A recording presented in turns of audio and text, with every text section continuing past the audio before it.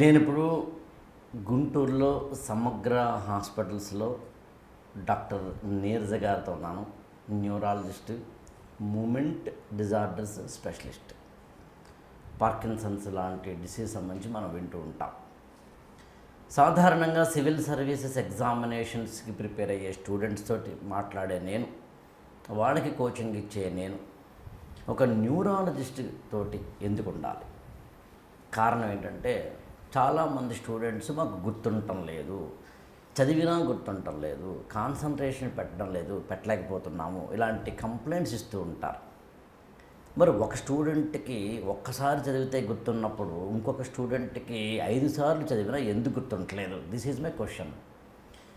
ఎప్పుడూ చిన్నప్పుడు చూసిన మగధీర సినిమాలో కాజల్ వేసుకున్నది వైట్ చున్నీయా బ్లాక్ చున్నీయా చెప్పగలిగేంత మెమరీ ఉన్నప్పుడు మన యొక్క టెక్స్ట్ బుక్కుల్లో ఉండే వాటికి సంబంధించిన ఎందుకు గుర్తుంటలేదు? This is my question. అంటే ఈ మెమరీ ఉండకపోవడం అనేది బ్రెయిన్లో ఉందా, న్యూరలాజికల్గా ఉందా, ఫిజియలాజికల్గా ఉందా, మన యొక్క కాన్సన్ట్రేషన్ అనే దానికి సంబంధించి మన హార్మోన్స్ లెవెల్లోనూ మన యొక్క ఆరోగ్యం మీదనో ఉందా? 4 గుంజీలు తీసి కాస్త ప్రాణాయామం చేసి పొద్దునే వాకింగ్ చేసి మామూలు 4 ఎక్సర్సైజులు చేస్తే మన మెమరీ పెరుగుతుందా? యోగాసనాల్లో శీర్షాసనం వేస్తే మెమరీ పెరుగుతుంది అంటారు. అలాంటి వాటిని ఏమైనా చేద్దామా? అసలు ఏంటి మెమరీ అనేది ఎక్కడ ఉంటుంది? బ్రెయిన్లో ఎక్కడ ఉంటుంది? మనం చిన్నప్పుడు చాలా చదివాం, కార్పస్ కొల్లాజం అనో సెరిబ్రల్ కార్టెక్స్ అనో మరొకటి చదివి ఉంటాం. వీటన్నిటికి సంబంధించినవి ఏంటి? ఏ విటమిన్లు తక్కువైతే ఎలా ఉంటుంది, ఏ హార్మోన్లు ఎక్కువైతే ఎలా ఉంటుంది, ఏ పరిస్థితులు ఎలా ఉంటుంది, ఇలాంటి వాటన్నిటిని ఒక డాక్టర్ అయితేనే చెప్పగలుగుతారు, ఒక స్పెషలిస్ట్ అయితేనే చెప్పగలుగుతారు, ఒక న్యూరాలజిస్ట్ అయితే చెప్పగలుగుతారు. పైగా డాక్టర్ నీరజ గారు మీరు కాస్త యూట్యూబ్లో చూస్తే కనుక ఆవిడవి వేల వీడియోలు మనకు కనిపిస్తాయి. ఒక మెడికల్ పాయింట్ని నార్మల్ ప్యారలాన్స్లో చెప్పడం అనేది బెస్ట్ కమ్యూనికేషన్ అనుకుంటే ఆవిడకి ఆ కమ్యూనికేషన్ ఉంది. అందుకని ప్రత్యేకంగా గుంటూరు వచ్చి మరీ నేను ఇంటర్వ్యూ చేస్తున్నాను మీకోసం. నమస్తే అండి. నమస్తే, చాలా థ్యాంక్స్ నన్ను గుర్తించి మీరు వచ్చి నాకు ఈ ఆపర్చునిటీ ఇచ్చారు. చాలా ఇంట్రెస్టింగ్ టాపిక్. నేను ఎప్పటి నుంచో అనుకుంటున్నాను దీన్ని టచ్ చేయాలి అని, కానీ కొంచెం కష్టమైంది. అందుకే నేను ఇప్పటి వరకు ఆ ధైర్యం చేయాల. కాకపోతే మీరు దీంతో ఆల్రెడీ బాగా తెలిసి ఉన్నారు కాబట్టి ఇద్దరం కలిసి అయితే దాన్ని కొంచెం ఈజీగా అర్థమయ్యేటట్టు చెప్పచ్చు. డైట్, ఎక్సర్సైజ్,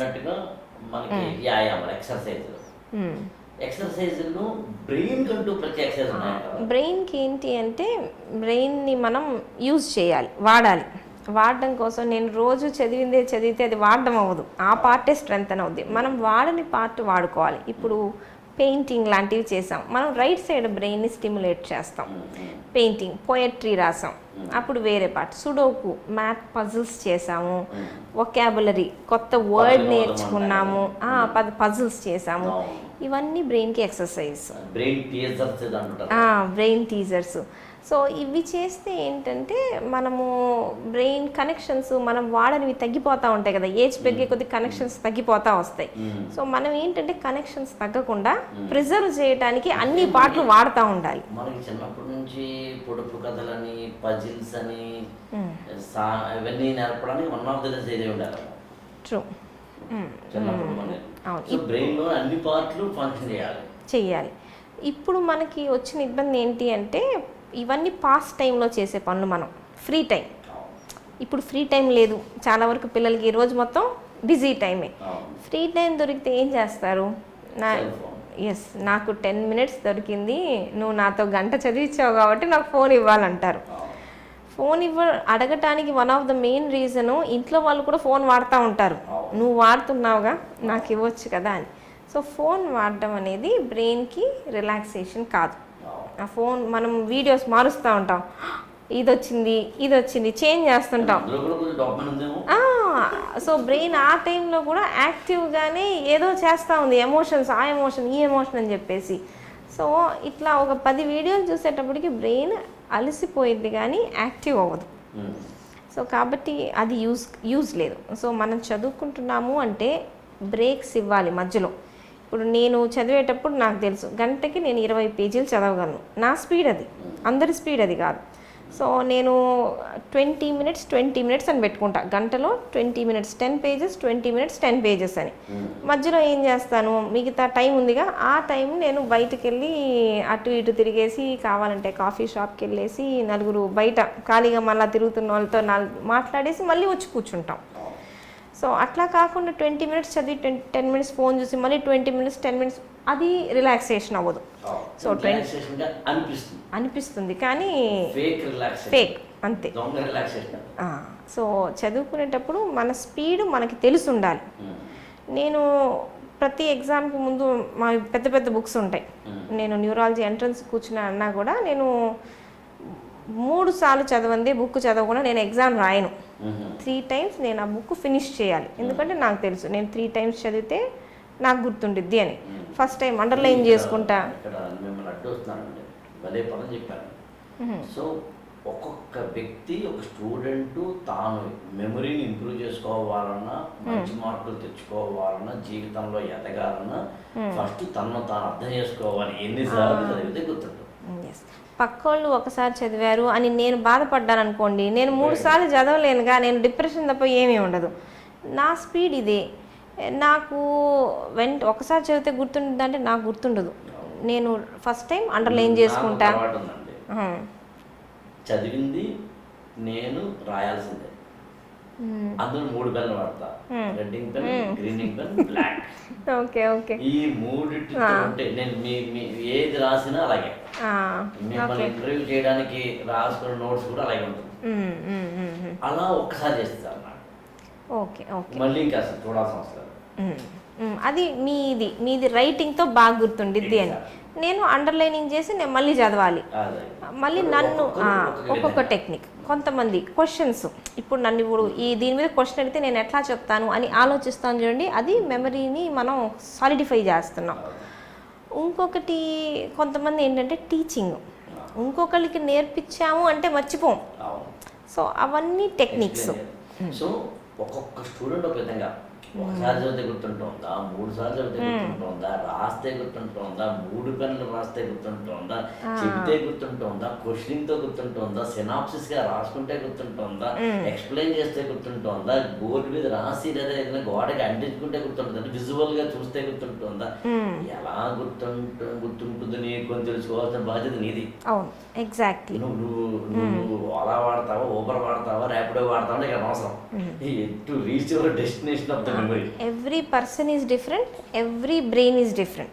ఒకళ్ళకి పని చేసింది ఇంకొకళ్ళకి పని చేయాలని లేదు. కొంతమంది చూసింది గుర్తుపెట్టుకుంటారు, కొంతమంది విన్నది గుర్తుపెట్టుకుంటారు, కొంతమంది రాసింది. సో మన టెక్నిక్. కానీ అందరిది అటెన్షన్ లిమిటెడే.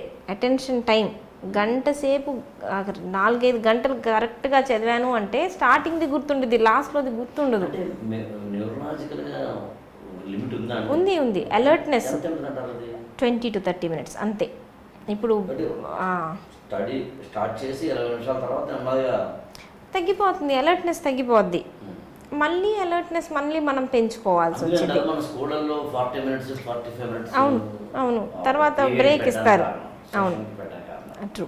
సో ఇప్పుడు మనం చదివేటప్పుడు కూడా గంటలు పొద్దున్నుంచి రాత్రి వరకు ఏకదాటిగా చదువుతుంటే గుర్తుండదు. సో బ్రేక్స్గా స్మార్ట్ బ్రేక్స్ తీసుకొని మనం చదువుకోవాలి, ముందే ప్లాన్లు వేసుకోవాలి. అవన్నీ ఇంపార్టెంట్. మనకి మెమరీ తక్కువ ఉంది, ఇంటెలిజెన్స్ తక్కువ ఉంది అంటే మనం దాన్ని హార్డ్ వర్క్తో, ప్లానింగ్తో, టెక్నిక్స్తో కాంపన్సేట్ చేసుకోవాలి. సో మన స్ట్రెంగ్త్ తెలియాలి, మన వీక్నెస్ మనకు తెలియాలి. సో ఒక క్వశ్చన్ చూడంగానే మనకు అర్థమైంది, ఇది నేను జీవితంలో చదవలే, ఇది నాకు రాదు. ఆ క్లారిటీ అయినా ఉండాలి మనకి. అక్కడ టైం వేస్ట్ చేయకూడదు. ఇది నాకు రాదు. సో నీకు ఏదొచ్చు, నీ స్ట్రెంగ్త్ ఏది, నీ వీక్నెస్ ఏది, అన్నీ మన గురించి మనం తెలుసుకుంటే మనకి ఈజీ అవుద్ది. అన్నిటికన్నా నాకు మెయిన్ అనిపించేది ఏంటి అంటే, నాకు చాలా విషయాలు గుర్తుండవు. ఏది ఎక్కడ పెట్టాననేది నాకు అసలు గుర్తుండదు. బట్ నేను పేషెంట్ డిసీజ్ని మాత్రం గుర్తుపెట్టుకుంటా. పేషెంట్ పేరు గుర్తుండదు కానీ ఏ జబ్బుతో వచ్చాడు అనేది నాకు గుర్తుండిద్ది. ఎందుకంటే ఏ పేషెంట్ అయినా వాళ్ళ ఇన్నేళ్ల కెరీర్ నాకు గుర్తుండిద్ది. వాళ్ళతో మాట్లాడతాను కదా, ఈయనకి స్ట్రెస్ ఉంది, వాళ్ళ అబ్బాయి యాక్సిడెంట్లో చనిపోయారు, నాకు ఇవన్నీ గుర్తొస్తాయి పేషెంట్ని చూడంగానే. పేషెంట్ ఫోన్ చేసి నా పేరు ఇది, నేను వచ్చాను కదా అంటే నాకు అసలు గుర్తురాదు. బట్ ఒకసారి నేను వాళ్ళు చూసి మాట్లాడితే నాకు అంతా గుర్తొస్తాయి. అవి ఎందుకు అంటే అది లింక్ టు వన్ ఎమోషన్. నేను వాళ్ళని చూశాను, వాళ్ళతో మాట్లాడాను, ఒక ఎమోషనల్ బాండ్ ఉండేది చూడండి. సో అట్లా సో నాకు మెడిసిన్ అనేది ఒక ఎమోషన్ లాంటిది. ప్రతి డిసీజు ఇందువల్ల వచ్చింది, ఇట్లా వచ్చింది అనేది అది నాకు ఎమోషనల్ ఆస్పెక్ట్ నా బ్రెయిన్కి. సో నా బ్రెయిన్ గుర్తుపెట్టుకుండిద్ది. అదే మ్యాథమెటికల్ ప్రాబ్లం ఇవ్వండి, నేను గుర్తుపెట్టుకోలేను. సో మా పేరెంట్స్ నన్ను బైపీసీ జాయిన్ అయ్యేటప్పుడు మా ఫ్యామిలీలో ఎవరు డాక్టర్ లేరు. ఇంకా ఆ టైంలో మా నాన్న డాక్టర్ అంటే అమ్మో ఇప్పుడు నేనేం చేసేది, నేను కట్టలేను, నేను పెళ్లి చేయలేను, నేను చదివించలేను, నువ్వు ఎంపీసీ అన్నారు. బట్ నేను చెప్పాను ఎంపీసీలో నన్ను జాయిన్ చేస్తే నేను ఫెయిల్ అయిపోతాను, దేనికి పని అవుతాను, కాబట్టి అట్లీస్ట్ నేను పాస్ అవ్వాలంటేనా బైపీసీ జాయిన్. సో నా స్ట్రెంగ్త్ నాకు తెలిసింది అప్పటికి, ఇది నాది కాదు. అదే నన్ను ఫోర్స్ చేసి ఉంటే ఎంపీసీలోకి నేనేమై ఉండేదాన్ని, రెండింటికి. సో ఇప్పుడు పిల్లల ఇంట్రెస్ట్ ఆర్ట్లో ఉంది, స్పోర్ట్స్లో ఉంది. మన ఎడ్యుకేషన్ సిస్టమ్ ఏ ఇంజనీరింగు, మెడిసిన్, మిగతావి పెద్దగా తీసుకోం కదా. సో దానివల్ల ఏంటంటే చాలామంది పిల్లలు ఆపర్చునిటీని మిస్ అవుతారు. వాళ్ళ టాలెంట్ ఇంకో దాంట్లో ఉండొచ్చు. నీకు ఇంట్రెస్ట్ ఉన్న సబ్జెక్టులు ఎంచుకోమంటున్నావంటే అర్థం నీ ఇంట్రెస్ట్ అందులో చూపించి ఎక్సలెంట్ రిజల్ట్స్ చూపించాలి. అవును. అంటే మ్యాథమెటిక్స్ ఫిజిక్స్ని పక్కన పెట్టేసి ప్రశాంతంగా ఉండి ఏదో ఆర్ట్స్ తీసుకుని ఆడుతూ పాడుతానంటే కుదరదు. కెరీర్ బిల్డింగ్ లో నీకు ఏది ఇంట్రెస్ట్ చూసుకో, దాని మీద ఆధారపడి కెరీర్ బిల్డ్ చేసుకో. అవును అవును, అది మోస్ట్ ఇంపార్టెంట్. సరే మళ్ళీ వద్దాం. స్లీప్ అన్నారు, డైట్ అన్నారు, ఎక్సర్సైజ్ అన్నారు. ఈ ఎక్సర్సైజ్ తర్వాత ఇంకో క్వశ్చన్ అడుగుతాను మిమ్మల్ని. దానికన్నా ముందు చిన్నప్పుడు ఎప్పుడైనా స్కూల్ ఇప్పుడు లేదనుకోండి, ఓ కుర్రాడు ఏదైనా కొద్దిగా అమ్మాయి కానీ ఏదైనా తప్పు చేశారు గుంజీలు తీయించేవారు. ఈ 2 ఇలా పట్టుకుని టిక్కు అనేది గుంజీలు తీయించేవారు. తర్వాత మీకు వినాయకుడి గుడికి వెళితే గుంజీలు తీయాలి అనేది ఒక్కొక్క దేవుడు కూడా పెట్టారు అన్నమాట. అందులో గుంజీలు వినాయకుడి టెంపుల్కి వెళ్తే. నేను ఎక్కడో చదివానండి, బ్రెయిన్ ఎక్సర్సైజెస్ లో గుంజీలు అంటే చెయ్యి పట్టుకుని, ఐ రిపీట్ ఇట్, చెవి పట్టుకుని గుంజీలు తీస్తే అంటే చెవి పట్టుకోకుండా అన్నప్పుడు ఏమవుతుంది, గుంజీలు తీయడం అన్నప్పుడు ఆటోమేటిక్గా లిమ్స్కో లేకపోతే టోటల్ బాడీకి ఎక్సర్సైజ్ అవుతుంది. దాన్ని మీరు చెప్పినట్టుగా ఆక్సిజన్ ఇక్కడ దాకా వెళ్తాం, దట్స్ ఓకే.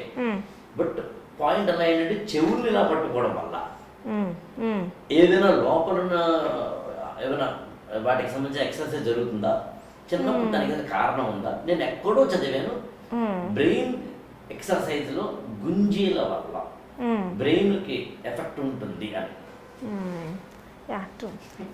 బ్యాలెన్స్ ఎక్సర్సైజెస్కి మెమరీకి లింక్ ఉంది అంటాం.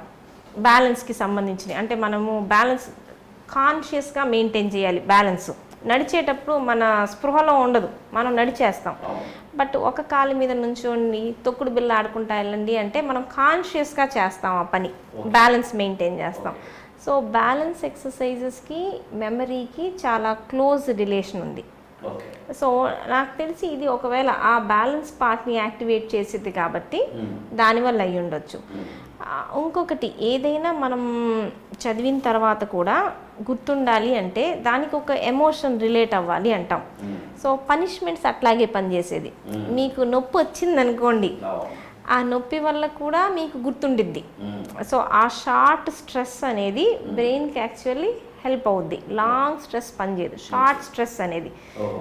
సో మేబీ అది దీనికి రిలేటెడ్ అయి ఉండొచ్చు. నా ప్రకారం అయితే బ్యాలెన్స్కి రిలేటెడ్ అయి ఉండొచ్చు అన్నట్టు. స్లీప్, డైట్, ఎక్సర్సైజ్, లాస్ట్ ఈ సిరీస్ అని అడిగేది మెడిటేషన్కి మెమరీకి సంబంధం ఉందా? మెడిటేషన్కి మెమరీకి అంటే మెడిటేషన్ అనేది కామ్, బ్రెయిన్ని కొన్నిసార్లు కొంచెం సేపు మనం రెస్ట్లోకి తీసుకెళ్తున్నాం. సో అవుట్ సైడ్ ఇన్ఫ్లుయెన్సెస్, మన సెన్స్ ఆర్గన్స్ని అన్నిటినీ సైలెంట్ చేసి మనం టైం ఇస్తున్నాం, బ్రెయిన్కి రెస్ట్ ఇస్తున్నాం. It's a healthy rest. So ఆ టైంలో ఏంటి అంటే మనము డే మొత్తంలో జరిగిన ప్రాసెస్లన్నీ కూడా కన్సాలిడేట్ చేసుకోవడానికి మనం ఒక టైం ఇస్తున్నట్టు బ్రెయిన్కి. సో మనం మెడిటేషన్ కాకుండా ఇంకా ఏ పని చేసినా కళ్ళు తెరుచుకొని మనం ఏ పని చేసినా కూడా బ్రెయిన్కి కంప్లీట్ రెస్ట్ ఇస్తున్నట్టు కాదు. ఒకటి స్లీప్లో కొంచెం రిలేటివ్గా రెస్ట్ ఇస్తాం, మెడిటేషన్లో కాన్షియస్గా మనం బ్రెయిన్కి రెస్ట్ ఇస్తాం. సో డెఫినెట్లీ మన బ్రెయిన్లో రిలీజ్ అయ్యే హార్మోన్స్ కానీ ఇవన్నీ మెడిటేషన్ టైంలో మనకు ఆ ఇన్నర్ కామ్నెస్ వీటి వల్ల మనకి కొంచెం రిలాక్సేషన్ అనేది ఆల్ఫా బీటా తీటా గామా అవన్నీ మనం రిథమ్స్ ఉంటాయి ఈజీలో. సో కళ్ళు మూసినప్పుడు ఒక రిథం ఉండిద్ది, కళ్ళు తెరిచినప్పుడు ఒక రిథం ఉండిద్ది, నిద్రపోయే టైంలో ఒకటి ఉండిద్ది, డీప్ స్లీప్లో ఒక రిథం ఉండిద్ది అనమాట. సో ఇవన్నీ బ్రెయిన్ మధ్యలో వచ్చే డిశ్చార్జెస్, ఎలక్ట్రికల్ డిశ్చార్జెస్ ఎట్లా ఉంటున్నాయి అనేది, ఇప్పుడు హార్ట్కి ఈసీజీ ఎట్లాగో బ్రెయిన్కి ఈజీ అట్లా వచ్చిద్ది అన్నట్టు. సో మన బ్రెయిన్ ఏ స్టేజ్లో ఉంది అనేది మనం చెప్తాం దాంట్లో. సో మెడిటేషన్ అనే టైంలో మాత్రం మనకి కొంచెం అలర్ట్గా ఉండిద్ది బ్రెయిన్ అనేది. మనకి చిన్న చిన్న బాడీలో ఉండే చేంజెస్ ఇవన్నీ కూడా బ్రెయిన్ రిజిస్టర్ చేసుకుంటూ ఉండిద్ది. సో మనం బ్రీతింగ్ మీద కాన్సన్ట్రేట్ చేయడం ఇవన్నీ. సో ఇవన్నీ మనకి థియరిటికల్గా అంటే స్ట్రెస్ తగ్గించడానికి, పాజిటివ్ హార్మోన్స్ రిలీజ్ అవ్వడానికి అట్లా మనకి హెల్ప్ అవుతాయి. ఓకే. డోపమైన్ కొంచెం మనం డిస్కస్ చేసాము. అలా సెరటోనిన్ ఉంటుంది. అవును అవును. అలాగే ఎసిటైల్ కొలైన్ అని ఉంటుంది. అవును. మెలటోనిన్ ఉంటుంది, పీనియల్ గ్లాండ్ నుంచి రిలీజ్ అవుతుంది. వీటికి కూడా ఉందండి ఈ మెమరీకి లింక్? ఎస్, ప్రతిదానికి ఇప్పుడు ఏంటంటే సెరటోనిన్ అనేది మూడ్ని రెగ్యులేట్ చేసిద్ది. డిప్రెషను, యాంగ్జైటీ ఇట్లాంటి వాటిని సెరటోనిన్ అనేది. మనకు డిప్రెషన్ ఉన్న వాళ్ళలో మెమరీస్ పెద్దగా సరిగ్గా ఫామ్ అవ్వవు. సో డిప్రెషన్కి సెరటోనిన్కి రిలేషన్ ఉండిద్ది. సో అట్లాగా అసెటైల్ కోలిన్కి మెమరీకి చాలా రిలేషన్ ఉంది. అసెటైల్ కోలిన్ తగ్గిన వాళ్ళలో మనకి ఆల్జీమర్స్, జ్ఞాపక శక్తి క్షీణించే రోగాలు ఇవన్నీ ఎక్కువ. సో అట్లాగే ఇంకా ఉన్నాయి ఆక్సిటోసిన్ అనేది మనకి బాండింగ్, మదర్ చైల్డ్ బాండింగ్ ఇట్లాంటి వాటిల్లో రిలీజ్ అవుద్ది ఆ హార్మోన్ అనేది. సో మదర్ బ్రెస్ట్ మిల్క్ ఇస్తుంది అన్నప్పుడు ఆ టైంలో ఆక్సిటోసిన్ అనేది రిలీజ్ అయ్యిద్ది బ్రెయిన్లో. సో ఇవన్నీ కరెక్ట్ బ్యాలెన్స్లో ఉండాలి అన్నీ. ఇది ఎక్కువ ఉంటే మంచిది, ఇది తక్కువ ఉంటే మంచిది అనేది కాదు. డే మొత్తం హ్యాపీగా ఉండడం మన వల్ల అవ్వదు. డేలో సాడ్గా ఉంటేనే అప్పుడప్పుడు హ్యాపీనెస్ అనేది మనకు తెలిసిద్ది. సో ప్రతి హార్మోను కరెక్ట్ బ్యాలెన్స్లో ఉంటే బ్రెయిన్ పర్ఫెక్ట్ ఫంక్షనింగ్లో ఉండిద్ది. సో ఒకటి ఎక్కువ ఉండాల్సిన అవసరం లేదు, ఇది ఇంపార్టెంట్ కాబట్టి మనకి ఇది బాడీలో ఎక్కువ ఉండాలి అని కూడా లేదు. సో బాడీకి చెప్పాను కదా బ్యాలెన్స్ డైట్, నాకు ప్రోటీన్స్ కావాలి, నాకు కార్బోహైడ్రేట్స్ వద్దు అంటే కుదరదు కదా. సో అది ఇది సో బ్రెయిన్ అనేది పర్ఫెక్ట్. ఇప్పుడు మనకి ఇవన్నీ ఎప్పుడు ఇంపార్టెంట్ అవుతాయి అంటే డోపమిన్ తగ్గిన వాళ్ళలో పార్కిన్సన్స్ డిసీజ్ అని ఒకటి వచ్చింది. మనం అప్పుడు బయట నుంచి డోపమిన్ ఇస్తాం. డిప్రెషన్ ఉన్న వాళ్ళల్లో ఏంటి అంటే మెడిసిన్ టాబ్లెట్స్ ఉంటాయి, వీ కెన్ గివ్ టాబ్లెట్స్ అన్నట్టు. సెరటోనిన్ తగ్గిన వాళ్ళు డిప్రెషన్ ఉందనుకోండి, మనం సెరటోనిన్ని పెంచే డ్రగ్స్ ఇస్తాం. సో ఆ హార్మోన్స్ తగ్గినప్పుడు డిసీజెస్ లా వస్తే మనం పెంచుతాం. సో మెమరీ కోసం అన్నట్టు మనం పెంచడం, టాబ్లెట్స్ లా వాడడం అనేది ఉండదు. సో మనం ఏంటంటే పర్ఫెక్ట్లీ హెల్తీ బాడీలో హెల్తీ బ్రెయిన్ ఉండిద్ది. హెల్తీ బ్రెయిన్లో హెల్తీ కెమికల్స్ అన్నీ ఉంటాయి. సో మన పని హెల్తీగా ఉంచుకోవడం. బ్రెయిన్కి ఫుడ్ ఏంటి, న్యూట్రిషన్తో పాటు మన థాట్స్, మన యాక్షన్స్, ఇదే మనం బ్రెయిన్కి ఇచ్చే ఫుడ్. సో అన్నీ హెల్తీగా ఉంటాయి, అన్నీ కరెక్ట్ బ్యాలెన్స్లో ఉంటాయి. అసిటైల్ కోలిన్ ఎక్కువ ఉండక్కర్లేదు మెమరీ ఎక్కువ ఉండటానికి, అట్లా అని చెప్పేసి మనం బయట నుంచి సప్లిమెంట్ చేయాల్సిన అవసరం కూడా లేదు. అట్లాగే మనకండి షార్ట్ మెమరీ, లాంగ్ మెమరీ అనేది ఉంటాయి. అవును అవును.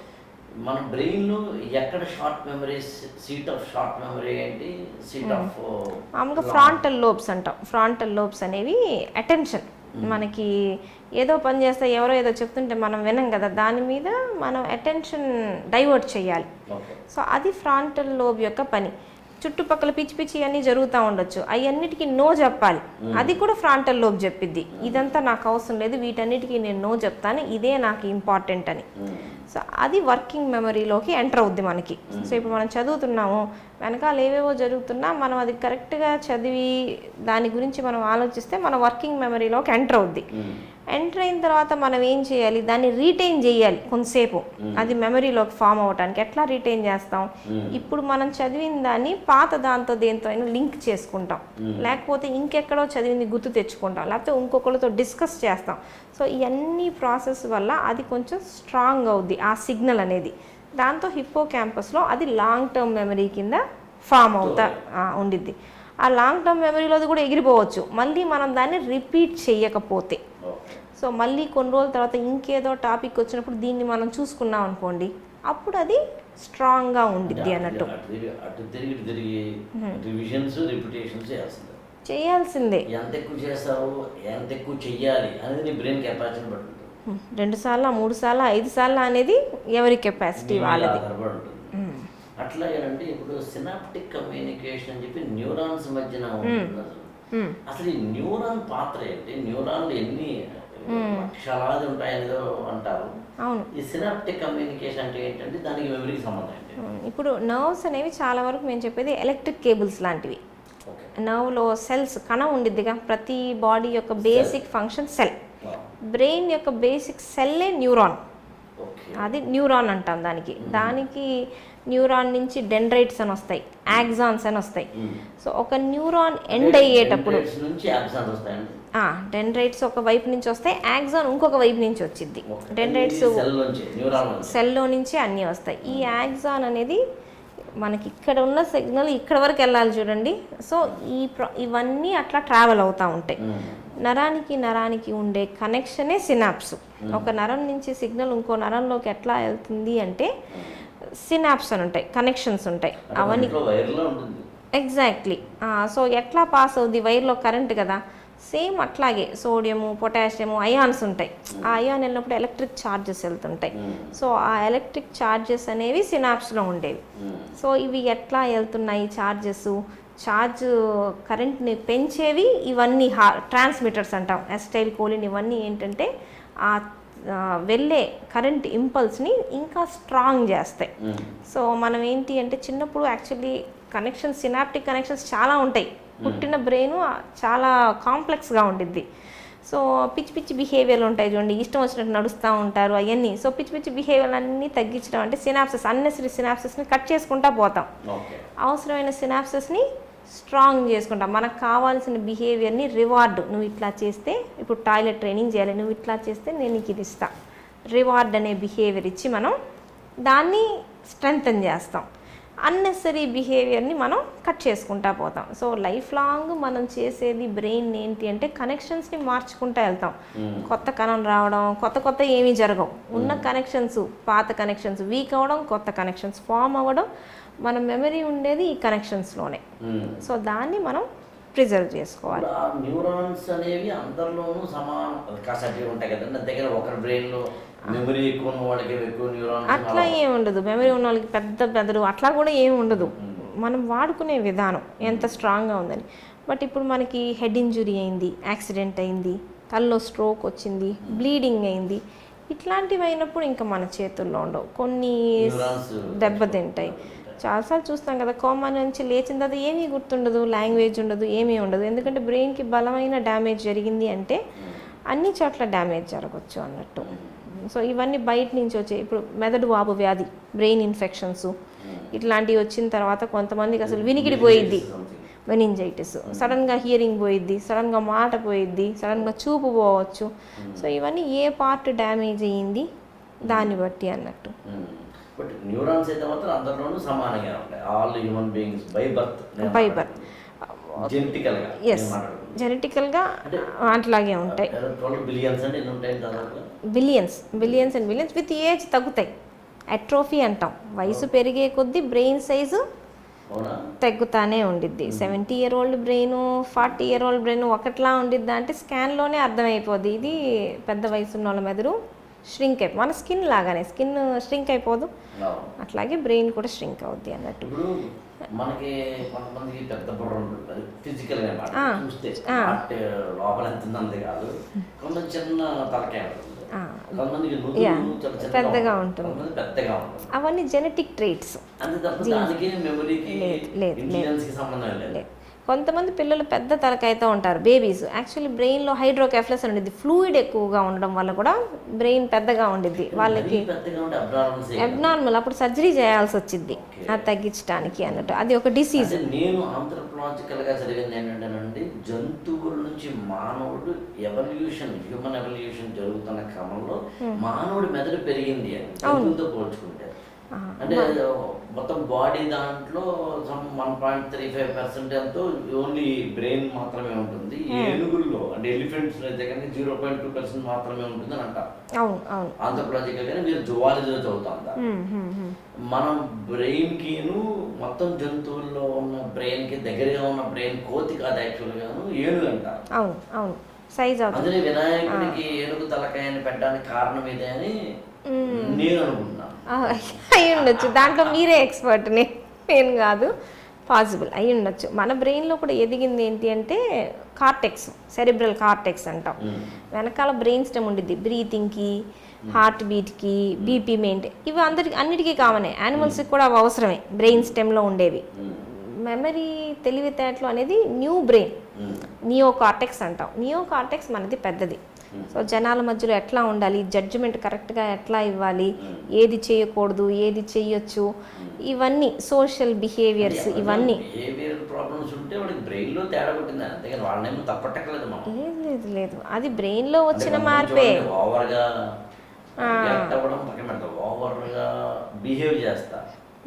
ప్రతిదానికి బ్రెయినే రీజను. అది ఎన్వైరన్మెంట్ వల్ల అయినా అయి ఉండొచ్చు. అంటే మీకు కొంచెం చాలా ఎబ్బెట్గా అనిపించినా చెప్పాలని చెప్తున్నారు. కొంతమంది చూడండి మీద ఇప్పుడు మాట్లాడతారు, కొంతమంది మీద చెయ్యేసి మాట్లాడతారు. అపోజిట్ సెక్స్ గురించి అది ఓవర్ ఫెమిలియారిటీ అంటాం. ఓహో, అది ఒక టర్మే. ఇప్పుడు వచ్చి ఎక్కువగా మాట్లాడుతున్నారు, బాగా తెలిసినట్టు మాట్లాడుతున్నారు అంటే వీళ్ళకి ఓవర్ ఫెమిలియారిటీ ఉంది. ఇట్స్ న్యూరలాజికల్ ప్రాబ్లమా అనేది సివియారిటీని బట్టి. లైట్గా ఉంది అంటే నేచర్ అంటాం, ఎక్కువగా ఉంది అంటే ప్రాబ్లము అంటాం, డిసీజ్ అంటాం. దాన్ని బట్టి ఓవర్ ఫెమిలియారిటీ కొన్ని డిమెన్షియాల్లో కూడా వచ్చింది. కొన్ని జబ్బుల్లో ఫస్ట్ స్టేజ్ ఓవర్ ఫెమిలియారిటీ లాగా రావచ్చు. ఫ్రాంటల్లో దెబ్బతింటుంది అని అర్థం. వాళ్ళకి ఎక్కడ ఆగాలి, ఎక్కడ ఆపాలి, వెనక్కి వెళ్ళాలి అనేది నో చెప్పడం అనేది తెలియట్లేదు అని ఆ బ్రెయిన్కి. సో అక్కడ మనకు అర్థమయ్యేది ఈ లోబ్లో కొంచెం ఏదో తేడా ఉన్నట్టుంది అని. అప్పుడప్పుడు ట్యూమర్స్ చూస్తాం, ఫ్రాంటల్ లోబ్ ట్యూమర్స్ ఉంటాయి. సో ఏమీ ఉండదు, ఇంతకుముందు ఇట్లా మాట్లాడే వాళ్ళు కాదు, ఇప్పుడు ఇట్లా మాట్లాడుతున్నారు, ఇంతకుముందు జనాల్లో కలిసే వాళ్ళు ఇప్పుడు తెగ కలిసిపోతున్నారు అంటారు. సడన్ చేంజ్ ఇన్ బిహేవియర్ వచ్చింది అంటే ఆ బ్రెయిన్లో ఏదో చేంజ్ వచ్చింది. దాని ప్రకారం అది మెడికల్ గా దాన్ని ట్రీట్ చేయడం జరుగుతుంది. అవును అవును, ఎగ్జాక్ట్లీ. అది కూడా ఉంది యాక్చువల్గా. అట్లాగే అదే ఇందాక నేను చెప్పినట్టు కదా, జంతువుతో పోల్చుకుంటే మానవుడి మెదడు మెమరీ కలిగి ఉంటాను. స్ట్రైట్ క్వశ్చన్, ఎందుకు జంతువుల్లో మెమరీ లేదు, మనిషికి ఉంది? మెమరీలో అసలు లేదని కాదు, జంతువుల్లో అసలు లేదంటలేదు. ఉంటుంది, జంతువుల్లో కూడా ఉంటుంది. దాని పిల్లల్ని అది జాగ్రత్తగా చూసుకుంటుంది. జంతువులు కూడా మనం కూడా అంతే ఉండాలి, మనం ఎక్కువ చేస్తాం అన్న తర్వాత కూడా. బట్ జంతువుల్లో కూడా కమ్యూనికేషన్ ఉందా? ప్రాపర్ లాంగ్వేజ్ లేకపోయినా కమ్యూనికేట్ చేస్తాయా? సో జంతువుల్లో కూడా దాన్ని ఎట్లా కాపాడుకోవాలో అది నేర్చుకుంటుంది. సో హ్యూమన్ బ్రెయిన్ అనేది మోర్ ఎవాల్వ్డ్, మనం ఇంకొంచెం కాంప్లెక్స్ స్పీషీస్ అన్నట్టు. మనకేంటి అంటే అదే ఇంతకుముందు మన యాన్సిస్టర్స్ ఏం చేశారు, టూల్స్ని కనిపెట్టారు, మనం వాటిని రిఫైన్ చేసుకుంటా అంటే పాత కనిపెట్టిన దాని మీద మనం ఇంకా వర్క్ చేసి ఇంప్రూవ్ చేసుకుంటున్నాం. యానిమల్స్లో అది జరగదు కదా. ఇంతకుముందు బట్టలు వేసుకునే వాళ్ళు కదా, ఇప్పుడు బట్టలు వేసుకోవడం నేర్చుకుంటాను, అట్లాంటివి జరగదు కదా. మన బ్రెయిన్కి ఉన్న కెపాసిటీ అది. సో మనం ఏంటంటే ఇంతకు ముందు నాలెడ్జ్ని కూడా తీసుకొని ఇంప్రూవ్ చేసుకుంటాం అన్నట్టు. అది యానిమల్స్కి లేదు, అది మనకుంది. ఇప్పుడు ప్రస్తుత సమాజంలో అతిపెద్ద సమస్య స్మార్ట్ ఫోన్ యూసేజ్ అని. ఎగ్జాక్ట్లీ, అవును. స్మార్ట్ ఫోన్ యూసేజ్ వల్ల ఇందాక మనం కొద్దిగా డిస్కస్ చేసాం రఫ్గా, ఒక చూస్తుంటే డోపమైన్ రిలీజ్ అవుతుందేమో కానీ అదేమీ అంతే ఆరోగ్యకరమైన డోపమైన్ రిలీజ్ కాదు, ఆరోగ్యానికి అలవాటు కాదు. కాబట్టి పజిల్స్, సుడోకును, పద వినోదము, మరొకటి చేయడం ద్వారా మాత్రం, లేకపోతే కనుక ఏమైనా క్విజ్ కాంపిటీషన్స్ లాంటి వాటిలో పార్టిసిపేట్ చేయడం ద్వారా కావచ్చు. ఈవెన్ నేను నమ్మేది ఏంటంటే చూడడానికి, చదవడానికి, వినడానికి, రాయడానికి మధ్యన కూడా చాలా తేడా ఉంది.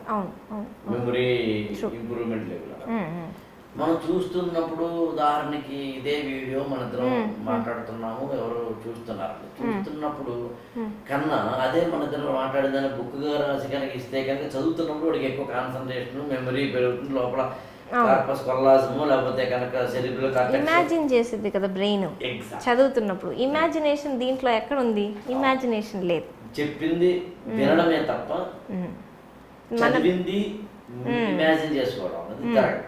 సినిమా చూడడానికి నావెల్ చదవడానికి తేడా. చాలా తేడా ఉండిద్ది. ఏదో హీరో హీరోయిన్ ఇద్దరు కూడా గుంటూరు నుంచి విజయవాడ వేదిగా వెళ్తున్నారు కారులో అన్నప్పుడు ఏ కారు, ఏ హీరో హీరోయిన్, వాళ్ళు ఏ డ్రెస్ వేసుకున్నారు, నువ్వు ఎంత ఇమాజిన్ చేసుకుంటే అంతలా ఎంజాయ్ చేస్తావు. సో ఇమాజిన్ చేస్తుంటే లోపల ఇది ఒకటి ఇలాగా ఉంటుంది. కార్పస్ కొల్లాజం అంటే సెరిబ్రల్ కార్టెక్స్. సెరిబ్రల్ కార్టెక్స్ ఎక్కువ బెండ్స్ ఉండే కొద్దీ మెమరీ ఎక్కువ ఉంటుంది అంటారు, రైట్? సర్ఫేస్ ఏరియా ఎక్కువ ఉంటుంది. సర్ఫేస్ ఏరియా చిన్నప్పుడు అది తక్కువ లేయర్ గా ఉండి తర్వాత అది బెండ్ అవ్వడం స్టార్ట్ అవుతుందని అన్నారు. పుట్టేటప్పటికే బెండ్స్ అన్నీ స్టార్ట్ అవుతాయి. బ్రెయిన్లో స్టార్టింగ్లో ఫామ్ అయినప్పుడు స్మూత్గా ఉండిద్ది. పొట్టలోనే బ్రెయిన్ డెవలప్మెంట్ చాలా. బ్రెయిన్ ఎదిగేది ఫస్ట్ బర్త్ టైంలో, పొట్టలో ఉన్నప్పుడు first 5 years of age brain development maximum జరిగేది. మనం అనుకున్నప్పుడు ఇప్పుడు మనకు అసలు డెవలప్మెంట్ ఏమి ఉండదు, ఏజింగ్ తప్ప. ఫస్ట్ 5 years ఆఫ్ బ్రెయినే అన్నిటికన్నా చురుకైనది. అందుకే ఇప్పుడు ఆటిజంలో ADHD వచ్చినా 5 ఏళ్ల లోపే ట్రీట్ చేయండి అంటాం. ఎందుకంటే 5 ఏళ్ల తర్వాత బ్రెయిన్ చాలా ఫిక్స్ అయిపోద్ది అట్లా. సో 5 years లోపు ఇప్పుడు బేబీ రోజు రోజుకి నేర్చుకునే అంత స్పీడు ఏ ఏజ్లోనూ మనకి రాదు. లాంగ్వేజ్లు నేర్చుకునేది ఎన్ని లాంగ్వేజ్లు అంటే అన్ని. పెంచడంలో తల్లిదండ్రుల పాత్ర ఎక్కువ ఉన్నప్పుడు ఆ పిల్లల్లో మెమరీ కానీ తత్ర కానీ పెంచుకోవచ్చు. అవును, ఫ్యూచర్ అంతా మనం ఇచ్చిన కాన్సన్ట్రేషన్ ఆ 5 years. ఇప్పుడు చాలామంది ఏమంటారంటే మా పిల్లలు టీవీ చూసి అది నేర్చేసుకున్నారు, ఇది నేర్చుకున్నారు, ఫోన్ ఇట్లా అని స్క్రోల్ చేస్తా అంటారు. సో నేర్చుకున్న దానికన్నా నేర్చుకునే విధానం ఇంపార్టెంట్. హౌ టు లెర్న్, నేను ఎట్లా నేర్చుకోవాలనేది ముందు ఆ మెదడుకి నేర్పించాలి. అది ఇది నేర్పించేసాను కాదు. చాలామంది పంపిస్తారు ఫస్ట్ ఈ క్లాసు, తర్వాత మ్యాథ్స్ క్లాసు, తర్వాత డ్యాన్స్ క్లాసు, తర్వాత సో ఇట్లా అన్నీ నేర్పించడం కాదు. దానికి టైం ఇవ్వాలి కొత్తది నేర్చుకోవడానికి. మనం పక్క నుండి నేర్పించంగా పెద్దయ్యాక. సో లెర్నింగ్ ప్రాసెస్ ఎట్లా నేర్చుకోవాలి అనేది ఆ బ్రెయిన్ నేర్చుకోవాలి. ఫోన్ ద్వారా, టీవీల ద్వారా అసలు జరగదు. ఫస్ట్ 2 years అసలు ఫోను స్క్రీన్ టైం 0 అంటారు, ఇవ్వకూడదు అనేది. తర్వాత పోయే కొద్దీ పక్క నుండి మనం చూపించాలి, ఇంతవరకు చూడు, ఇది నువ్వు చూడొచ్చు, ఇది నువ్వు చూడకూడదు అనేది. సో ఏదైనా కానీ నేర్చుకునే క్యూరియాసిటీ మనం పిల్లలకి నేర్పించాలి. ఇది నేర్చుకుంటే బాగుండు అనే క్యూరియాసిటీ వాళ్ళకి రావాలి. ఆ ఇంటరాక్షన్ ఉండాలి.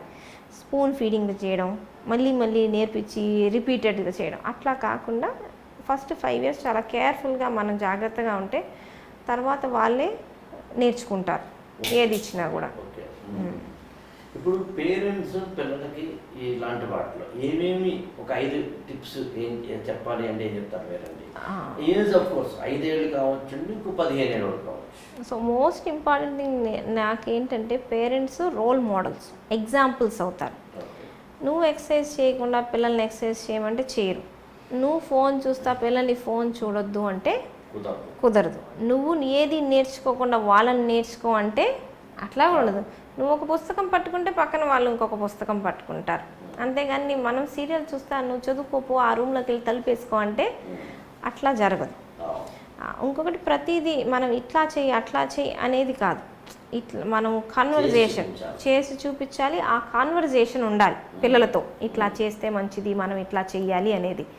సో ఎప్పుడు మా పిల్లలు హ్యాపీగా ఉండాలి అది కూడా కరెక్ట్ థాట్ కాదు. ప్రతి ఎమోషన్ని వాళ్ళు హ్యాండిల్ చేయగలిగేటట్టున్నారు. సాడ్గా ఉన్నప్పుడు సాడ్గా ఉండనివ్వాలి, లెట్ దెమ్ గ్రో.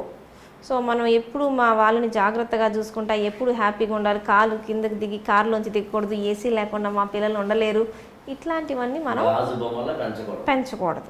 సో మనమంతా కిడ్నీ యానిమల్స్ లాగానే ఫ్యూచర్కి రెడీ చేయాలి. కానీ 30 ఏళ్ళకి 40 ఏళ్ళకి నాతో పాటే నువ్వు ఇట్లా చేయి అట్లా చేయి అని చెప్తా అంటే అది రాంగ్ థింగ్ అన్నట్టు. ఒకటి డైట్ అన్నీ తినాలి, అది చిన్నప్పటి నుంచే అలవాటు చేయాలి. మా పిల్లలు కారం ఎక్కువ వేస్తే తినరు, మా పిల్లలు ఇది తినరు అది తినరు అనేది ఉండకూడదు. వీలైనంత వరకు జంక్ ఫుడ్స్ లాంటివి మనము అలవాటు చేయకూడదు. సో మొత్తం సమాజం అంతా రావాల్సిన మార్పు ఏదో ఇంట్లో రావాల్సింది కాదు. ఎందుకంటే సమాజంలో మనం ఇంటర్ కనెక్టెడ్గా ఉంటాం. అవును. పిల్లలు మాట్లాడుకుంటారు స్కూల్లో, మీ మమ్మీ ఇట్లా, మా మమ్మీ అయితే అన్నీ పెడుతుంది ఉన్నారు కాబట్టి సో అందరిలో చేంజ్ అనేది రావాలి. ఇంకొకటి మన స్కూలింగ్ ఒకప్పుడు చాలా బాగుండేది, మధ్యలో స్కూలింగ్ అంతా చాలా చేంజ్ అయిపోయింది. స్కూలింగ్ అది మారాలి. అది ఎప్పటికి మారిద్దో నాకు తెలియదు కానీ సో డే టు డే మనకి చాలా చేంజెస్ వస్తున్నాయి స్కూలింగ్ విధానంలో. ఇప్పుడు 10th క్లాస్ చదువుతున్నారు అంటే మొదటి 2 నెలల్లో పోర్షన్ అయిపోద్ది, మిగతాదంతా రివిజన్ అంటారు. అప్పుడు నేర్చుకున్నది 2 నెలలే అంటే ఎట్లా సరిపోద్ది బ్రెయిన్కి? అట్లా కాదు కదా. సో ప్రతి సబ్జెక్ట్ డీప్గా వెళ్ళాలి, అదంతా చెయ్యాలి అంటే టైం ఇవ్వాలి. 2 నెలల్లో ఉన్నది ఇంపార్టెంట్ క్వశ్చన్స్ 50, 60, 70, 100 క్వాంటిటీ తీసుకుంటారు, అవి ఇస్తారు. అవే వాళ్ళ ఉద్దేశం, వాటిని రివిజన్ చేయడం. అట్లా 8 months అవుతారు, 2 months ఐపీఏ చదువుతారు, ఇంటర్మీడియట్ ఎగ్జామ్ ఇట్లా చేయడం. ఇవన్నీ రాంగ్ యాక్చువల్గా. సరైన ఆటలు ఉండవు, అసలు ఆటలు లేవు. They are not having play ground or something else. అంటే ఫిజికల్ ఎక్సర్సైజ్ ఉండదు, దానివల్ల ఒబేసిటీ లాంటివి రావచ్చు.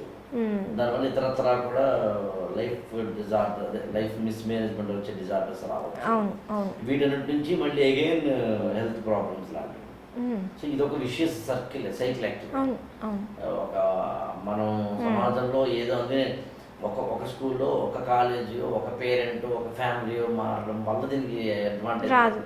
టోటల్గా సొసైటీ మారాల్సి ఉంది, లేకపోతే అందరం విక్టిమ్స్ అంతే. ఎవరో ఒకరే విక్టిమ్స్ అన్నారు. ఎందుకంటే నేను ఏమంటానంటే ఇప్పుడు కూడా బర్త్డే అయితే పిల్లలకి పార్టీలు చేయడం లాంటివి నేర్పకుండా వీలైతే ఒక బుక్ ఇవ్వు, ఒక పుస్తకాన్ని. నువ్వు ఎవరింటికైనా వెళితే బుక్ని గిఫ్ట్గా ఇవ్వు, బుక్కేని కాకుండా కొని మొక్క. ఒక బుక్ని గిఫ్ట్గా ఇస్తే వాళ్ళు చదువుతారు. ఇవాళ కదా రేపే చదువుతారు. మామూలుగా నీటి బిందువుని కాల్చిన ఇనుము మీద వేస్తే ఆవిరైపోతుంది, అదే నీటి బిందువుని ముత్యపు చిప్పలో వేస్తే నృత్యం అవుతుంది, అదే నీటి బిందువుని కనుక తామరాకు మీద వేస్తే నృత్యంగా ప్రకాశిస్తుంది అని చెప్పి మనకి సంస్కృత సుభాషితం ఉంటుందా. అలా నువ్వు ఏ ప్లేస్లో ఉన్నావు అనే దాన్ని బట్టి నీ యొక్క ఎగ్జిస్టెన్స్ ఉంటుంది. అందుకే మనం పిల్లలకి కనుక లైబ్రరీని క్రియేట్ చేస్తే ఇంట్లో, మనం పిల్లలకి కనుక ఏదైనా ఒక వరల్డ్ మ్యాప్ కానీ లేకపోతే కనుక ఏదైనా ఒక ఇండియా మ్యాప్ కానీ ఇస్తే, మనం కనుక పిల్లలకి వారానికి ఒకటైనా కానీ ఒక మనకి తెలిసిన ఒక ఫోటో, అది అంబేద్కర్ కావచ్చు, స్వామి వివేకానంద కావచ్చు, అబ్దుల్ కలాం కావచ్చు, ఝాన్సీ లక్ష్మీబాయి కావచ్చు, లేకపోతే రాణి రుద్రమదేవి కావచ్చు, లేకపోతే కనుక ఎవరైనా కానీ దేశానికి ఉపయోగపడిన వాళ్ళది, మార్టిన్ లూథర్ కింగ్ లాంటి ఇంటర్నేషనల్ వాళ్ళకి తీసుకొచ్చి ఇస్తే అప్పుడు ఎవరిది ఎందుకు అని క్వశ్చన్ చేస్తాడు. ఆ క్వశ్చన్ లోంచి బ్రెయిన్ ఇంప్రూవ్మెంట్ లెర్నింగ్ గ్రౌండ్ లోకి వెళ్తాడు. What, why, where, how questions రావాలి, ఫస్ట్ క్వశ్చన్ చేస్తాడు. అప్పుడు కొంచెం అతను ఆమె డెవలప్ అవడానికి అవకాశం.